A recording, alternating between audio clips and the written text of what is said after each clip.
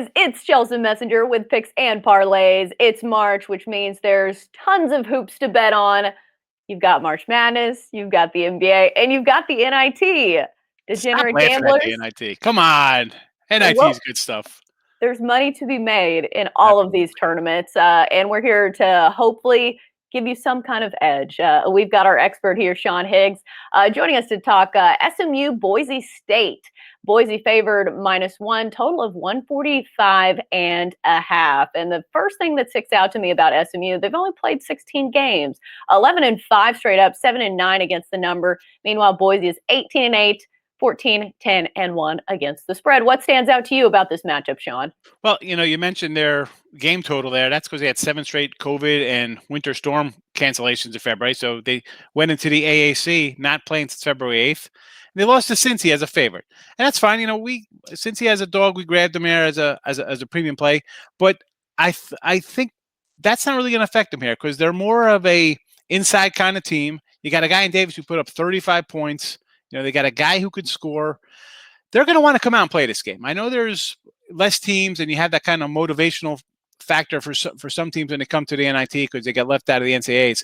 But in this case, SMU, you miss a third of your schedule in 1 month, right? Then you come in even rusty and not playing good or having any practices. You still almost win a tournament game, and you get Boise, who 4 straight losses, granted, 2 of them were to San Diego State, but then you lay eggs to Fresno and Nevada.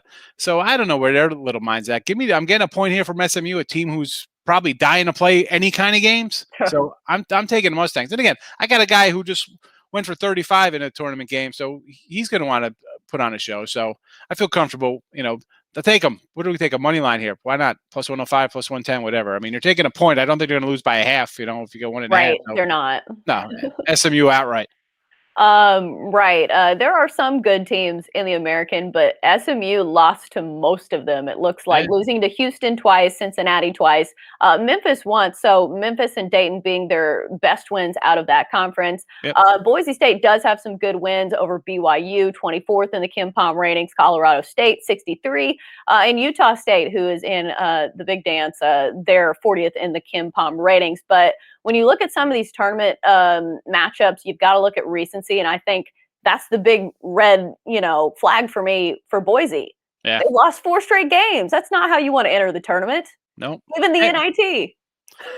Yeah, and listen, Boise's going from Boise, they were in Las Vegas, now they're in Frisco, Texas. And SMU's, not that this is a home game, but you're in familiar territory.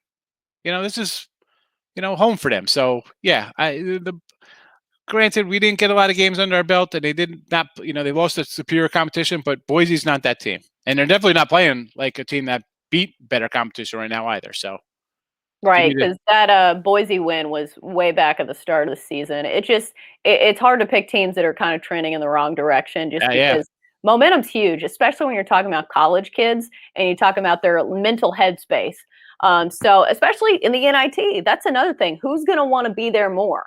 Yeah, exactly. And like I said, SMU's home, this is not the home game for them, but it is a home game. It's Texas. So, yeah, they're probably a little more motivated to be a little better here. Boise's probably like, oh, what are we doing? We just blew chances at a possible, really. Come on. 4 straight. You lose 2 bad games in a row as a favorite? No, SMU. There's nothing even to say, Chelsea. That's it. It's over. SMU in a rout. Let's go. Do you like the Pony total? Express? Let's go. Do you like the total in this one at all?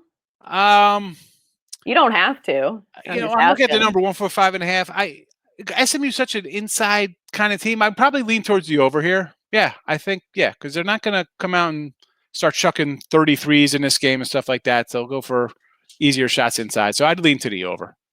All right. Well, there you have it. Our NIT basketball talk here on Picks and Parlays. We've got you covered on everything. And we always want to thank Sean Higgs for joining us. Sean, great stuff. CBI next Monday.